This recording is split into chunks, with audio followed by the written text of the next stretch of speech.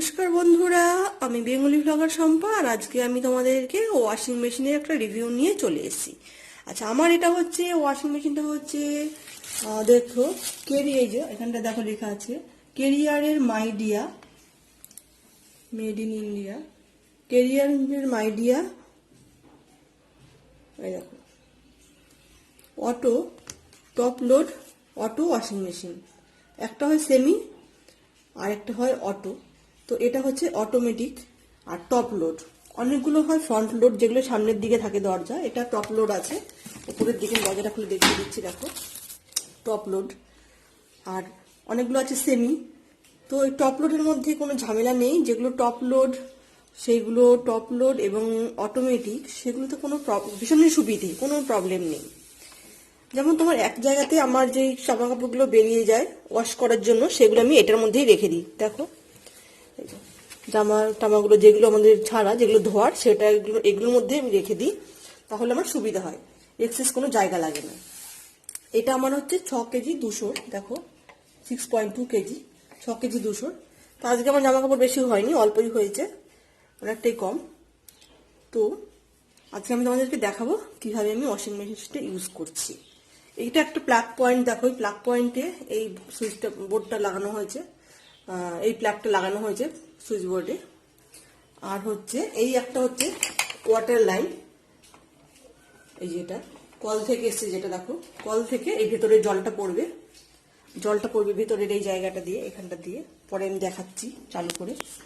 আর আরেকটা আছে outer pipe, ওটা ইনার পাইপ দেখালাম, জল ঢুকবে। আর এটা হচ্ছে আউটার পাইপ, দেখো আউটার পাইপটা আমি ওয়াশ। তো বন্ধুরা দেখো, এখানে আমি এখন ডিটারজেন্ট দিয়ে দেবো। ডিটারজেন্ট তোমরা সবার পরিমাপ মতোই দেবে।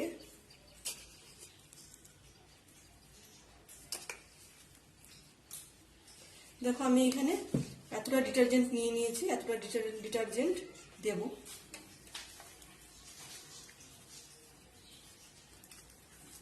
জামা কাপড় বুঝে ডিটারজেন্টটা দেবে, যার যেরকম জামা কাপড়। আমার মনে হলো আমি আরেকটু দেবো, আমি আরেকবার একটু দিয়ে দিই, আর একটুখানি দিয়ে দিই। ডিটারজেন্টটা তোমরা তোমাদের মাপ মতন দেবে, যে যেমন দিতে চাও। এবার আমি সুইচটা অন করে দিয়েছি। এবার দেখো আমি কিভাবে চালু করছি।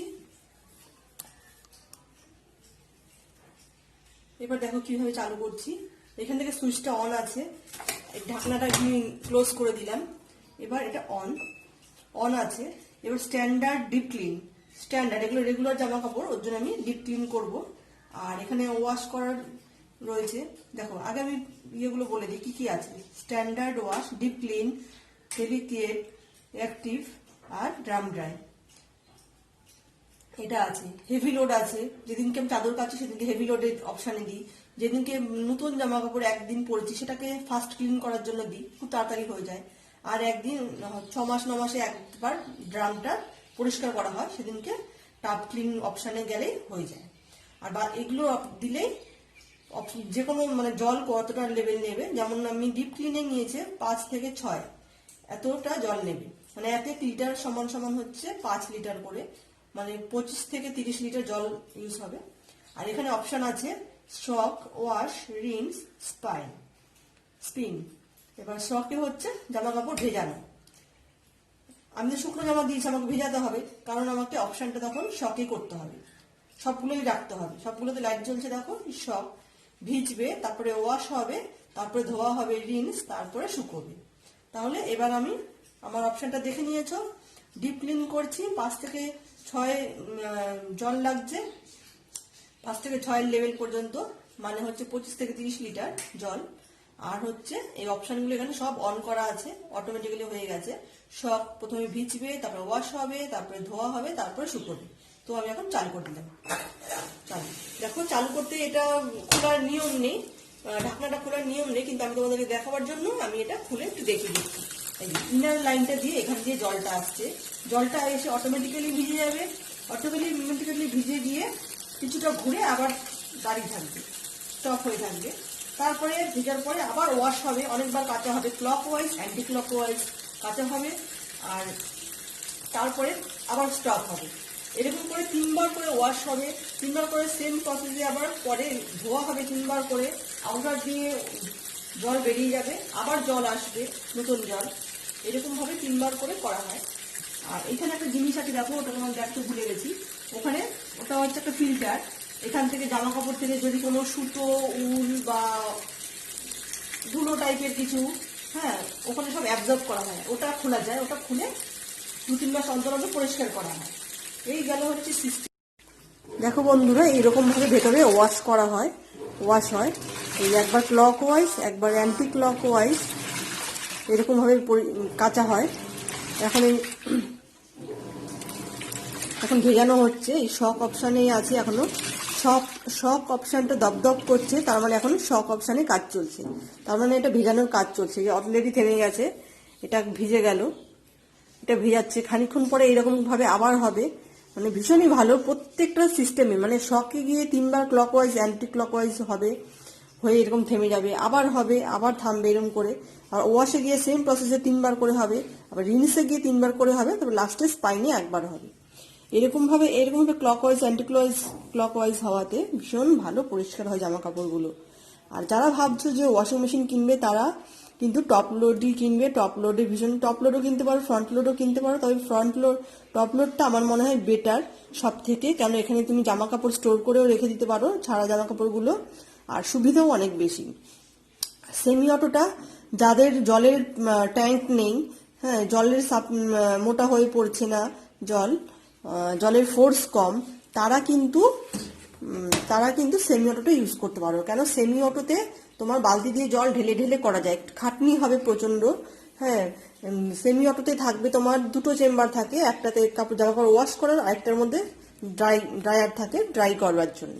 আমাদের এখানে যেমন একটার মধ্যে সবকিছু হয়ে যায়, আমাদের একবার জামা কাপড় দিয়ে সার্ফ দিয়ে দিলে, বন্ধ করে দিলে, আমাদের 1 ঘন্টার জন্য সমস্ত কিছু কমপ্লিট, 1 ঘন্টার জন্য আমরা কাজ করতে পারি।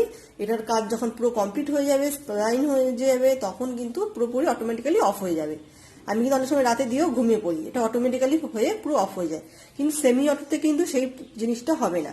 সেমি অটোতে তোমাদের যারা বালতি দিয়ে জল দেবে তুলে তুলে, তাদের একবার কাঁচা হবে, আবার জল দেবে, সেই জলটা আবার বেরিয়ে যাবে, তারপর তোমাদেরকেই আবার জলটা ঢালতে হবে। যাদের ট্যাঙ্ক আছে বাড়িতে, তারা অটোমেটিক ওয়াশিং মেশিন কিনতে পারো, ভীষণই সুবিধা হবে, তারা সেমি অটো একদমই কিনবে না। আর যাদের মনে করো জলের সমস্যা, জলের ফোর্স নেই, ওয়াটার ট্যাঙ্ক নেই বাড়িতে, তারা সেমি অটোটা ইউজ করতে পারো। সেমি অটোটাও ভীষণ ভালো, আর জামা কাপড় ভীষণ ভালো পরিষ্কার হয়, আমাকে আর আলাদা করে কোনো খাটতে হয় না। এবার আমি এটা অপশানে দিয়ে এবার আমি আমার ঘরের কাজকর্ম করে নিতে পারি। ততক্ষণে কিন্তু এটা অটোমেটিক্যালি হয়ে ভেজানো থেকে, ধোয়া থেকে, কাঁচা থেকে, ভেজানো, কাঁচা, ধোয়া, শুকনো পর্যন্ত একদম হয়ে যাবে। পুরোপুরি 100% শুকোয় না, তবে 70% শুকিয়ে যায়। সেগুলো যদি আমি অনেক সময় রাতেও ভেজাই, রাতে ভিজিয়ে সেগুলো ঘরের মধ্যে মেলে রাখি দড়িতে, পরের দিন সকালে দেখলাম সুতির জিনিসগুলো একদম পুরো শুকনো হয়ে গেছে। তো ওয়াশিং মেশিনটা ভীষণই কাজের জিনিস, আর বর্ষাকালে তো ভীষণই কাজের। আর যাদের ছোট জায়গা, আমার মতো ফ্ল্যাট, মেলার জায়গা নেই, তাদের জন্য তো ভীষণ ভালো। রাত্রেবেলা ঘরের মধ্যে দড়ি টাঙিয়ে মেলে দাও, সকালবেলা সব তুলে নাও। আমার রিভিউটা আজকে আমি এখানেই শেষ করছি। এই ছিল আজকের রিভিউ। আজকের তোমাদের ব্লগটা যদি ভালো লাগে, রিভিউটা যদি ভালো লাগে, তাহলে তোমরা অবশ্যই একটা লাইক করে দিও। আর যদি এই চ্যানেলে নতুন হও, তাহলে প্লিজ সাবস্ক্রাইব করে দিও। এরকম অনেক রিভিউ নিয়ে আমি আসবো তোমাদের কাছে। ধন্যবাদ।